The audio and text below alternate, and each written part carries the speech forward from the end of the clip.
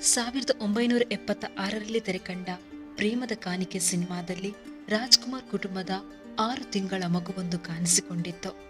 ಆ ಮಗುವೇ ಮುಂದೆ ಕನ್ನಡ ಚಿತ್ರರಂಗದಲ್ಲಿ ರಾಜಕುಮಾರನಾಗಿ ಯುವರತ್ನನಾಗಿ ಮೆರೆದ ಪುನೀತ್ ರಾಜ್ಕುಮಾರ್.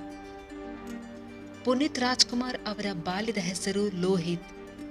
1975ರ ಮಾರ್ಚ್ 17ರಂದು ಜನಿಸಿದ ಪುನೀತ್ ಹಲವು ಚಿತ್ರಗಳಲ್ಲಿ ಬಾಲನಟನಾಗಿ ನಟಿಸಿದ್ರು.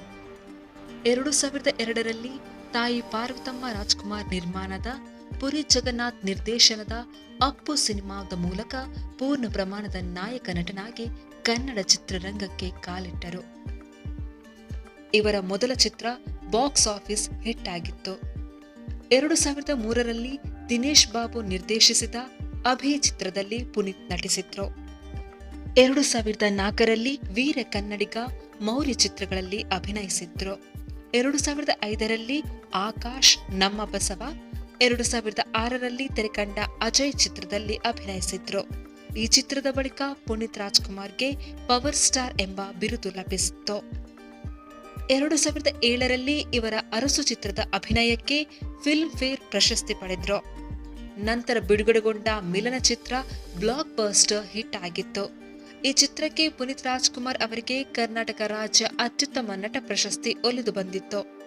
2010ರಲ್ಲಿ ಬಿಡುಗಡೆಯಾದ ಸೂರಿ ನಿರ್ದೇಶನದ ಜಾಕಿ ಚಿತ್ರ ಪುನೀತ್ಗೆ ದೊಡ್ಡ ಮಟ್ಟದ ಯಶಸ್ಸು ತಂದುಕೊಟ್ಟಿತ್ತು. ನಂತರ ಬಂದ ಹುಡುಗರು, ಪರಮಾತ್ಮ ಚಿತ್ರಗಳು ಬಾಕ್ಸ್ ಆಫೀಸ್ ಹಿಟ್ ಮಾತ್ರವಲ್ಲದೆ ಪುನೀತ್ ಅಭಿನಯಕ್ಕೂ ಪ್ರಶಂಸೆಗಳ ಮಹಾಪೂರವೇ ಹರಿದು ಬಂದಿತ್ತು. ನಂತರ ಅಣ್ಣಾ ಬಾಂಡ್, ಯಾರೇ ಕೂಗಾಡಲಿ, ನಿನ್ನಿಂದಲೇ, ರಣವಿಕ್ರಮ, ಚಕ್ರವ್ಯೂಹ, ದೊಡ್ಮನೆ ಹುಡುಗ ಸಿನಿಮಾಗಳಲ್ಲಿ ನಟಿಸಿದ್ರು. 2017ರಲ್ಲಿ ತೆರೆಕಂಡ ಸಂತೋಷ್ ಆನಂದ್ ರಾಮ್ ನಿರ್ದೇಶನದ ರಾಜಕುಮಾರ ಚಿತ್ರ ಸ್ಯಾಂಡಲ್ವುಡ್ನ ಆ ಹಿಂದಿನ ಎಲ್ಲಾ ದಾಖಲೆಗಳನ್ನು ಅಳಿಸಿ ಹಾಕಿತ್ತು.